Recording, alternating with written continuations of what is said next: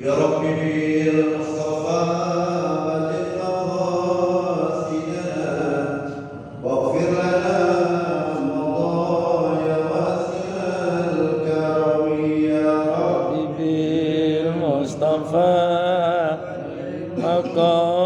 مقاصدنا واغفر لنا ما مضى يا واسع الكرم وحبيب الذي ترجى شفاعته لكل حول بنا أهوال المبتغي يا رب بالمصطفى بلغ مقاصدنا واغفر لنا ما مضى يا واسع الكرم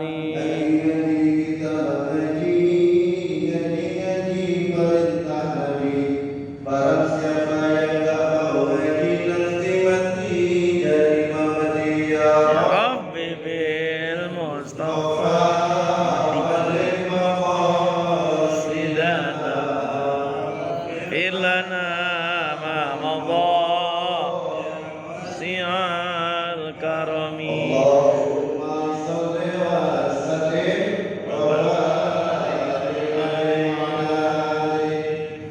Assalamualaikum warahmatullahi wabarakatuh. Waalaikumsalam warahmatullahi wabarakatuh.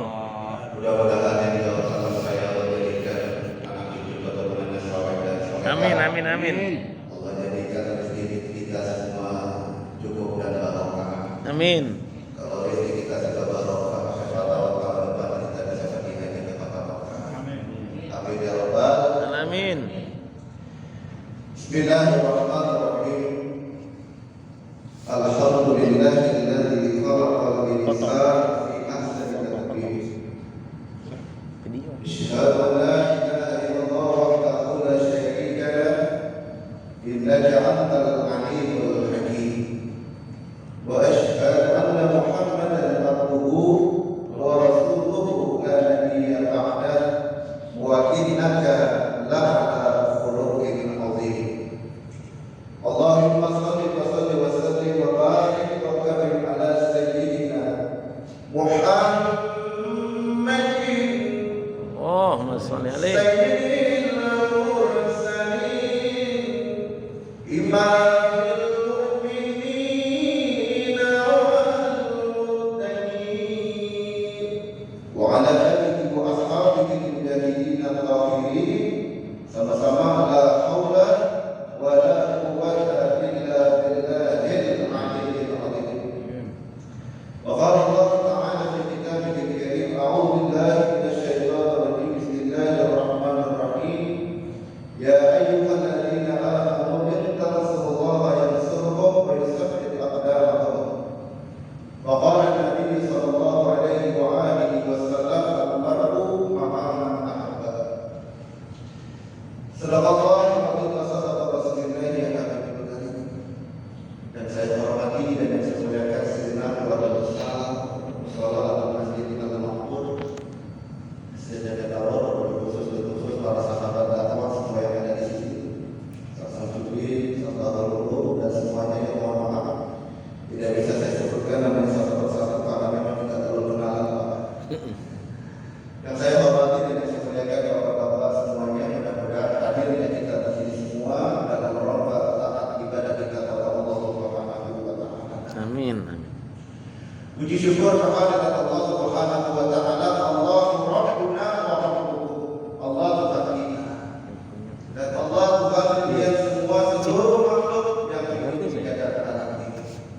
Allah Subhanahu wa taala, Allah Rabbul Izzati, Allah Jalla Jalaluhu. Salawat dan salam senantiasa tidak lupa selalu terucap tercurah kepada seorang manusia mulia yang akan menjadi pemimpin untuk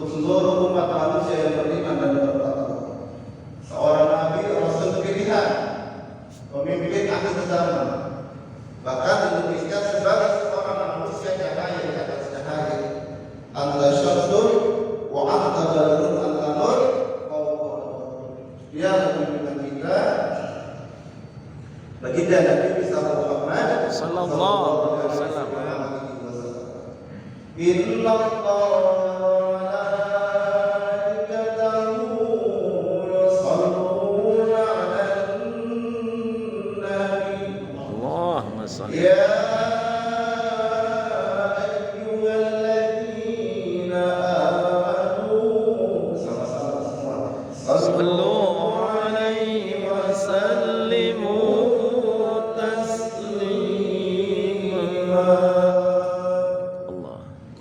Ketika Allah Subhanahu wa taala bersalawat kepada baginda Rasulullah, itu artinya apa Ustaz? Itu artinya bukti cinta dan kasih sayang Allah dengan mengangkat di derajat baginda Rasul ke dalam derajat yang sangat tinggi yang namanya maqam Mahmud. Ketika para malaikat Allah bersalawat kepada baginda Rasulullah, itu artinya apa? Itu artinya penghormatan terhadap siapa? Terhadap manusia terkasih dan manusia termulia. Ketika kita umat yang bersalawat kepada baginda Rasulullah, itu artinya dua.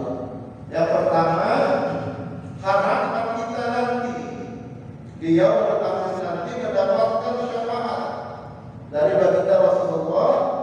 Yang kedua bermakna sebagai sebuah doa. Kenapa dikatakan sebagai sebuah doa? Karena dalam hadis riwayat Imam Tirmidzi telah dijelaskan bahwa di antara doa yang kita panjatkan dan langit ada sebuah hujah yang tidak bisa ditebus kecuali dengan apa? Salawat kepada baginda Nabi besar Muhammad Sallallahu alaihi wasallam. Bahkan dalam hal menciptakan langit dan bumi dan seisinya, Allah juga telah memberikan pembelajaran kepada kita bahwa sosok Rasulullah itu sosok yang sangat luar biasa. Laulaka ya Muhammadun ma khalaqallah. Kalau bukan karena engkau wahai Muhammad, maka tidaklah aku ciptakan langit dan bumi ini untukmu. Bapak Ibu yang saya hormati, di waktu yang sangat singkat ini Al-Fakir hanya ingin mengajak kita semua bagaimana orang yang cinta kepada Allah, orang yang taat kepada baginda Rasulullah akan mempunyai kemuliaan yang sangat luar biasa di hadapan Allah Subhanahu wa taala. Ketika baginda Rasulullah sedang berkumpul dengan para sahabat-sahabatnya, Rasul nanya, wahai para sahabat-sahabatku, man, siapa? Ajabul yang paling baik, khalqi gimana? Jadi man ajabul khalqi gimana itu bermakna siapakah? Orang yang paling baik, paling bagus kadar keimanannya dalam pandangan Allah Subhanahu wa taala. Akhirnya sahabat meletup. Makhluk yang paling baik kadar imannya itu adalah para malaikat. Tetapi kata baginda Rasulullah bukan para malaikat. Bagaimana mungkin malaikat tidak beriman kepada Allah sedangkan mereka adalah perantara turunnya wahyu Allah kepada Rasul. Kalau bukan para malaikat, para nabi dan rasul. Kata baginda Rasulullah bukan para nabi dan rasul. Bagaimana mungkin para nabi dan rasul tidak beriman kepada Allah sedangkan mereka adalah penerima dan penegak wahyu-wahyu Allah. Kalau bukan para malaikat, kalau bukan para nabi dan rasul, kalau begitu kami sahabat-sahabat wahai Rasulullah. Rasulullah pun berkata kepada sahabat-sahabatnya, bukan pula sahabat-sahabatku. Orang yang paling bagus makhluk Allah, yang paling baik kadar imannya itu kata baginda Rasulullah adalah orang-orang yang belum pernah melihat diriku, mencium tanganku, bersilaturahim dengan diriku, bermuwajahah denganku, tetapi mereka mempunyai rasa kecintaan yang sangat luar biasa kepada diriku. Berulang-ulang kali baginda Rasulullah mengatakan hal ini di depan para sahabat. Sahabat bersedih, nanya sama Rasulullah, kalau begitu kami ini apa? Tetapi Rasulullah hanya memberikan jawaban, beruntunglah kalian karena kalian masih bersama dengan golongan-golongan. Orang yang cinta kepada Allah, taat kepada baginda Rasulullah ini kan mempunyai banyak keuntungan Pak dalam kehidupan dunia dan akhirat. Salah satu keuntungannya apa? Akan dijauhkan daripada orang yang fasik atau munafik dalam kehidupan dunia. Siapa orang yang fasik dan munafik dalam kehidupan dunia? Coba kita lihat. Adalah mereka yang lebih cinta kepada keluarganya, lebih cinta kepada suaminya, lebih cinta kepada istrinya, lebih cinta kepada anak-anaknya, lebih cinta kepada harta jabatannya dibandingkan kecintaannya terhadap Allah dan baginda Rasulullah Sallallahu Alaihi Wasallam. Maka kata baginda Rasulullah, la yu'minu ahadukum hatta akuna ahabba ilaihi min walihi wa waladihi wan nas ajma'in.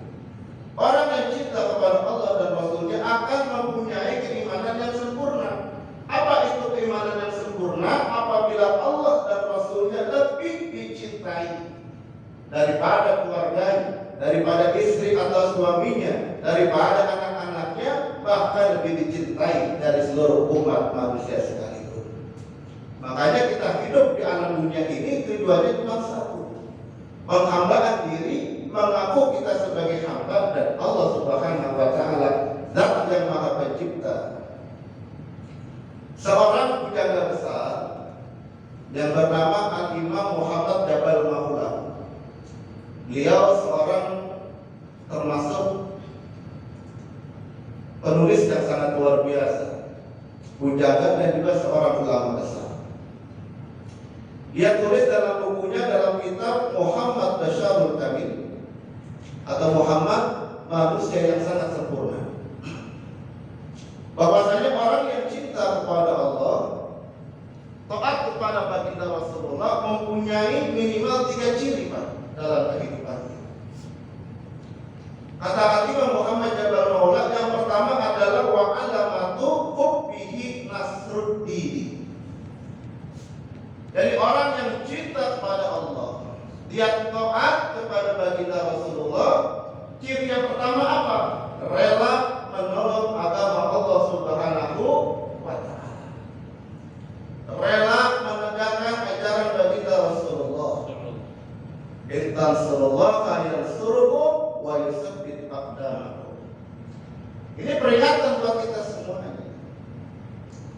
Siapa saja yang cinta kepada Allah, taat kepada baginda Rasulullah, rela menolong agama Allah dengan segala potensi Pak, dengan segala kemampuan yang kita miliki.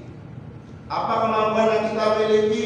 Harta, jiwa, tahta dan sebagainya itu merupakan sesuatu yang harus mendekatkan diri kita kepada Allah Subhanahu wa Ta'ala. Tetapi apabila kenikmatan yang Allah berikan kepada kita tidak bisa membawa diri kita dekat kepada Allah, maka itu ujian yang sebenarnya. Wa ala kulli nikmati dunia, dan atas tiap-tiap kenikmatan dunia, harta, tahta, wanita, jabatan dan sebagainya, la tuqarribuka ilallah, tidak bisa mendekatkan diri kita kepada Allah Subhanahu wa Ta'ala, fahiya baliyah, maka itu merupakan ujian yang sebenarnya. Contoh dalam konteks rumah tangga. Konteks rumah tangga ini kan samawa, sakinah, mawadah, warahmah. Sakinah itu artinya ketenangan, karena Allah memberikan ketenangan dalam diri manusia itu, salah satunya lewat itu yang namanya pernikahan. Mawaddah saling cinta, warahmah cinta dan kasih sayang. Nah, rumah tangga dalam kehidupan kita tidak boleh Pak dilandasi atas dasar kebohongan. Harus ada rasa apa? Kejujuran. Harus ada rasa apa? Keterbukaan. Kejujuran dan keterbukaan inilah yang sebenarnya cara untuk kita dekat kepada Allah. Makanya maka Quran usakum wa ahdikum naro, bukan hanya suami harus bisa menjaga dirinya dan keluarganya dari api neraka, tapi ada akhlak genetika. Apa itu akhlak genetika? Bagaimana sikap seorang anak itu didahului atau disebabkan bagaimana akhlak kedua orang tuanya. Allah titipkan keluarga, jadikan keluarga kita untuk dekat kepada Allah Subhanahu wa Ta'ala dengan segala komitmen dan juga segala konsekuensinya. Allah titipkan harta juga sama, Pak. Jadikan harta itu berkah. Orang nyari duit tidak hanya cukup halal, Pak, tapi harus apa? Harus berkah. Kalau halal dia berangkat dari rumah, bismillah, dia kerja ke kantor tapi lupa ibadah, itu masih dikatakan halal. Tetapi bagaimana supaya rezeki kita halal dan berkah? Jangan lupa ketika kita sibuk mencari kenikmatan dunia, harus ibadah kepada Allah Subhanahu wa Ta'ala. Makanya beda. Kalau halal dan berkah ini segala sesuatunya pasti beda. Kalau halal itu tidak tercampur dengan segala sesuatu yang subhat ataupun yang haram. Tetapi kalau hukumnya sudah menjadi berkah, maka keberkahan ini akan menyempurnakan rezeki yang halal. Makanya yang dicari itu berkah, bukan serakah. Kalau orang serakah, coba lihat, dia nyari rezeki jangankan buat dirinya sendiri, jangankan buat orang lain, kadang-kadang buat dirinya sendiri aja berlipat. Betul. Tapi kalau rezeki kita sudah berkah, sedikit banyaknya itu akan menjadi sesuatu yang sangat luar biasa, berkah sangat luar biasa. Jadi wa ala kulli nikmati dunya la tuqarribuka ila Allah wa hiya baligha. Segala kenikmatan dunia yang tidak bisa mendekatkan diri kita kepada Allah Subhanahu wa Ta'ala, maka itu ujian yang sebenarnya. Allah titipkan harta, jadikan harta itu manfaat tidak hanya sesama manusia, tapi bermanfaat untuk agama. Contoh, ketika baginda Rasulullah pulang berdakwah, Rasul pernah mendapati istrinya Sayyidatina Khadijah sedang menyusui anak mereka yang namanya Fatimah. Rasul datang menghampiri Sayyidatina Khadijah dan mengambil Fatimah, kemudian meletakkan tepat di samping mereka. Karena lelahnya, baginda Rasulullah tertidur di mana? Di pangkuan Siti Sayyidatina Khadijah. Tanpa terasa, saking cintanya istri, bagaimana meresapi penderitaan suaminya, menetes air mata Sayyidatina Khadijah, dan air matanya itu jatuh tepat di mana? Di pipi baginda Rasulullah. Rasulullah pun terbangun dan berkata kepada Sayyidatina Khadijah, "Ya Khadijah, ada apa denganmu menangis? Menyesalkan dirimu telah buat suamikan aku Muhammad Rasulullah." Tetapi Sayyidatina Khadijah tidak bisa menjawab apa yang dipertanyakan oleh baginda Rasulullah. Rasul pun meneruskan ucapannya, "Wahai istriku Sayyidatina Khadijah, sebelum engkau menikah dengan engkau seorang wanita yang sangat luar biasa. Siapa yang kenal Siti Khadijah? Kau seorang hartawan, kau seorang yang dermawan. Tetapi setelah kau menikah denganku, kau kehilangan segalanya. Menyesalkan dirimu telah bersuamikan aku Muhammad Rasulullah." Akhirnya Sayyidatina Khadijah berkata kepada baginda Rasulullah, "Ya Rasulullah, benar apa yang engkau ucapkan. Tetapi ketahuilah olehmu, dulu aku seorang yang dermawan, tetapi kedermawanan itu telah aku persembahkan untuk Allah dan juga perjuangan. Aku seorang hartawan, tetapi kau ketahui harta itu telah aku persembahkan untuk Allah dan perjuangan. Jika suatu saat aku meninggal dunia, jika suatu saat engkau ingin berdakwah, wahai suamiku, menaiki pegunungan, mengarungi lautan, dan aku telah meninggal dunia, maka datanglah ke kuburanku, ambil tulang-tulangku, kalau itu bisa menjadi alat perjuangan." Rasulullah Shallallahu Alaihi Wasallam, perjuangan yang sangat luar biasa. Dan ini contoh buat kita semuanya, bahwasanya harta yang kita miliki jangan menjadi harta yang sia-sia, jangan menjadi harta yang harapan palsu, tetapi harta yang kita miliki itu harus bisa menjadi harta yang nyata, harta yang dari pembeda, bahkan pembela kita di hadapan Allah Subhanahu wa Ta'ala. Lalu yang kedua, orang yang cinta kepada Allah, taat kepada baginda Rasulullah. Ciri yang kedua itu wa'adibu an syari'ata, rela menjalankan syariat-syariat Allah. Kita yang hidup 1500 tahun setelah masa kenabian dan kerasulan, ujiannya sangat luar biasa, terutama berbicara tentang polusi akidah. Paham ya Pak, polusi akidah ya? Jadi banyak orang beragama tapi sifatnya tidak mencerminkan bahwa dia orang yang beragama. Banyak orang aku beriman tapi pola pikirnya, tingkah lakunya tidak mencerminkan keimanan. Bahkan banyak orang aku taat tapi jauh daripada sujud kepada Allah Subhanahu wa Ta'ala. Ini namanya polusi akidah. Sholatnya hanya sebatas ingat.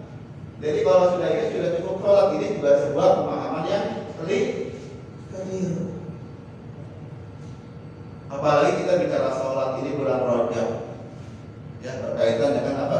Peristiwa Isra dan Mi'raj. Isra dan Mi'raj itu Pak peristiwa Rabbaniyah. Kalau mengukurnya pakai otak nggak mampu.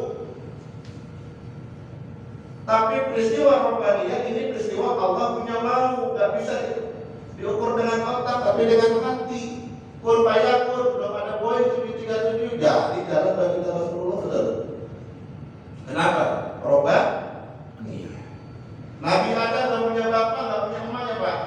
Trot jadi keluar. Apa? Rabbaniyah. Nabi Isa alaihi salam juga sama, nggak punya bapak, cuma punya ibu. Rabbaniyah. Allah punya kuasa. Trot jadi. Jadi kalau peristiwa Rabbaniyah ini adalah sebuah peristiwa yang nggak mampu diukur dengan tolak ukur manusia. Dan Isra wal Mi'raj yang dijalankan baginda Rasulullah bukan perjalanan yang biasa, tetapi perjalanan yang sangat luar biasa.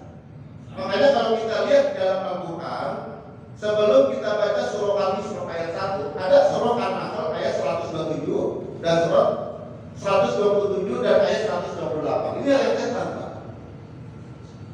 Coba kita buka sedikit peristiwa sebelum Isra dan Mi'raj.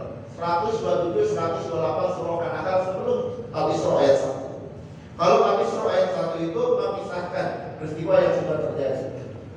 Tapi kalau An-Nahl 127, 128 adalah memisahkan cikal bakal perjalanan Isra dan Mi'raj. Wasbir wa ma sabruka illa billah wa la tahzan 'alaihim wa la taku fi dhaykin mimma yamkurun.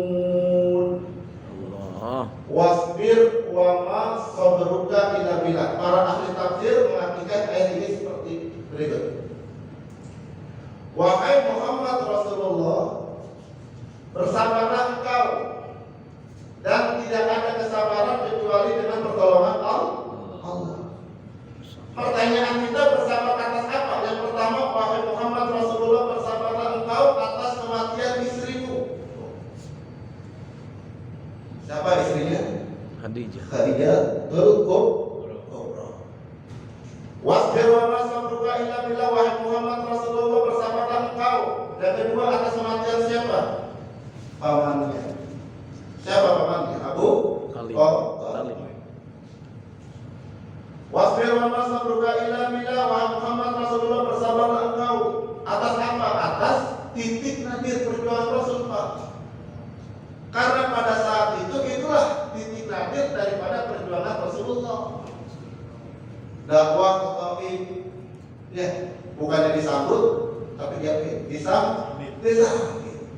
Bukannya dipuji, tapi dia baik, dicaci, dimaki. Tapi akhlak Rasulullah luar biasa. Dilemparin kotoran, dilemparin batu, ya, disuruh minta pada Allah Subhanahu wa Ta'ala agar para malaikat melempar gunung-gunung tersebut kepada orang yang tidak tahu sopan santun. Tetapi apa kata Rasulullah? Mungkin mereka belum tahu. Dan aku berharap nanti dari golongan mereka juga akan lahir golongan orang-orang yang saleh, ya Rasulullah. Nah, sholat yang diajarkan oleh baginda Rasulullah bukan sebatas sholat menggugurkan kewajiban, tetapi bagaimana sholat kita bisa menjadi bingkai, bisa menjadi sebuah fondasi yang sangat luar biasa. Kalau sudah menjadi bingkai, kalau sudah menjadi fondasi, inilah yang dikatakan as-sholatu mi'rajul mu'minin. Sholat itu mi'rajnya orang-orang yang beriman. Kenapa mi'raj? Sholat harus bisa membentuk pribadi tauhid yang sangat luar biasa. Sholat harus bisa memupuk jiwa kemanusiaan, saling berbagi, sedekah, bisa jadi manfaat orang lain.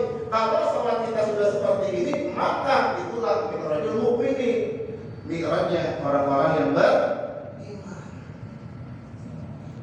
Bahkan pentingnya peristiwa sholat tersebut, detik-detik terakhir Rasulullah ingin meninggal dunia itu dan ingat itu apa pada kita?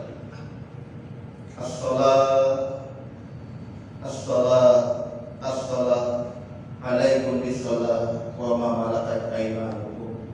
Wajib atas sholat berada, wajib atas sholat dan kewajiban sholat atas orang-orang yang ada di bulan.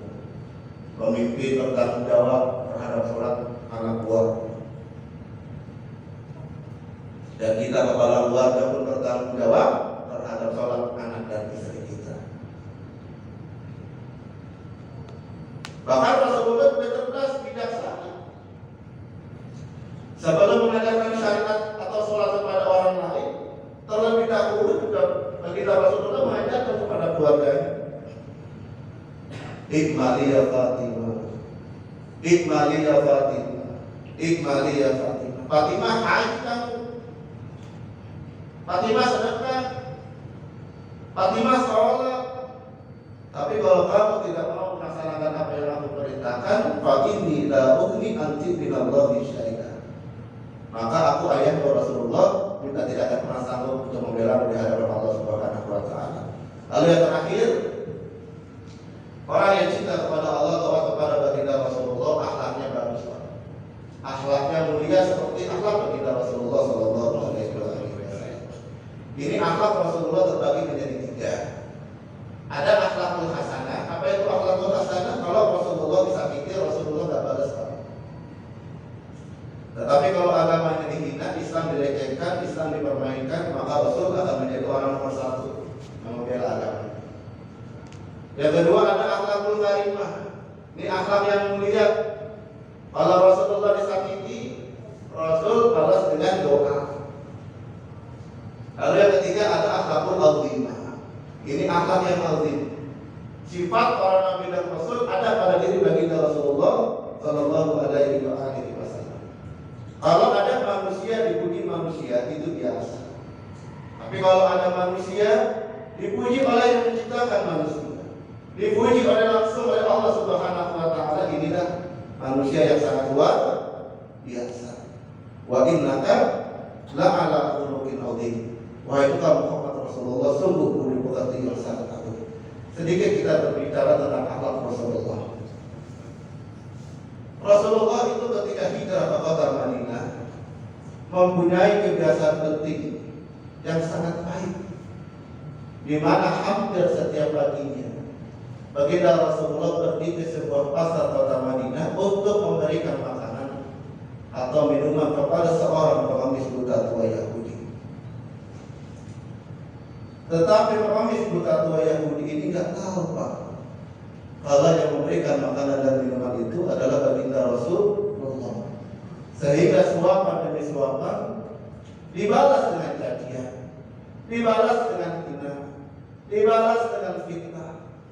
Bahkan terkadang pengemis buta tua Yahudi ini berteriak, wahai engkau sekalian, jangan engkau ikuti Muhammad. Beliau adalah pemecah belah umat, tukang sihir dan penipu. Tetapi baginda Rasulullah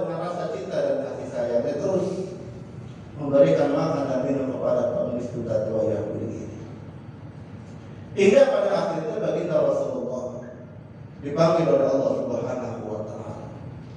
Bertanya-tanya hati orang Misbutat wa Yahudi, kemana orang yang setiap pagi memberikan aku makan dan minum sudah tidak tercium lagi bagaimana harum badannya. Hingga pada akhirnya Abu Bakar datang menemui anaknya Aisyah. Wahai Aisyah, adakah sunnah daripada suamimu? Sunnah daripada baginda Rasulullah yang belum pernah aku laksanakan? Ada ayatku. Hampir setiap pagi suamiku Rasulullah pergi ke sudut pasar kota Madinah untuk memberikan makan dan minum kepada seorang pengamis buta tua Yahudi. Keesokan harinya pun Abu Bakar langsung datang menemui pengamis buta tua Yahudi dan langsung memberikan makan. Tetapi apa yang terjadi hadirin? Pemberian makan dan minum Abu Bakar kepada pengamis buta tua Yahudi ditepis ditolak oleh pengamis buta tua Yahudi. Dan pengamis buta tua Yahudi berkata, wahai Tuhan, engkau bukanlah orang yang selalu memberikan aku makan dan minum di setiap pagi. Dari mana engkau tahu sedangkan matamu buta? Begitu kata Abu Bakar. Pengamis buta tua Yahudi pun berkata, orang yang setiap hari di setiap pagi memberikan aku makan dan minum, badannya begitu harum, gerakannya begitu lembut, kata-katanya indah bagaikan untayan mutiara yang sangat berharga. Aku rindu kepadanya, kemana manusia yang berkerudung baik seperti ini sekarang. Akhirnya Abu Bakar berkata kepada pengamis buta tua Yahudi, wahai pengamis buta tua Yahudi, ketahuilah olehmu, itulah baginda Rasulullah Sallallahu alaihi wasallam, orang yang selama ini kamu caci maki, orang yang selama ini kamu fitnah, kamu hina, kau katakan gila, kau katakan sebagai pemecah belah umat, sekarang saya dipanggil oleh Allah Subhanahu wa taala. Menangis pengamis buta tua Yahudi ini dan berkata kepada Abu Bakar, wahai Tuhan, saksikanlah olehmu aku saat ini asyhadu an la ilaha illallah wa asyhadu anna Muhammadar Rasulullah. Aku bersaksi tiada Tuhan kecuali Allah dan Nabi Muhammad adalah Rasul utusan Allah. Islam tidak berada di belahan dunia, dimulai dari Jazirah Arabia, Persia, Afrika, Eropa, Asia, bahkan masuk Indonesia. Bukan dibawa oleh bulan dan bintang, bukan dibawa oleh lautan dan matahari, tetapi dibawa dengan semangat jiwa pengorbanan bahkan nyawa sekalipun, yang dikemas dengan kemuliaan akhlak baginda Rasulullah Sallallahu alaihi wasallam. Wabima rahmatin min Allah linta lahum walau kunta fadlan ghalidhal qalbi fad'u min khaliq. Wahai Rasulullah, lemah lembutlah kamu terhadap sesama untuk kita semua. Jika kita lemah lembut, kita penuh cinta dan kasih sayang, jangankan kawan, musuh kita pun juga akan menjadi sahabat terbaik untuk kita. Walau kunta fadlan ghalidhal qalbi fad'u min khaliq. Tetapi jika kita kasar, kita tidak berlemah lembut dengan orang, jangankan sahabat, jangankan musuh, sahabat-sahabat terbaik juga akan pergi meninggalkan diri kita. Mudah-mudahan kajian singkat ini bermanfaat untuk kita semuanya, untuk lebih kita mendalami dan mensikapi akhlak baginda Rasulullah Sallallahu alaihi wasallam. Al-Fatihah.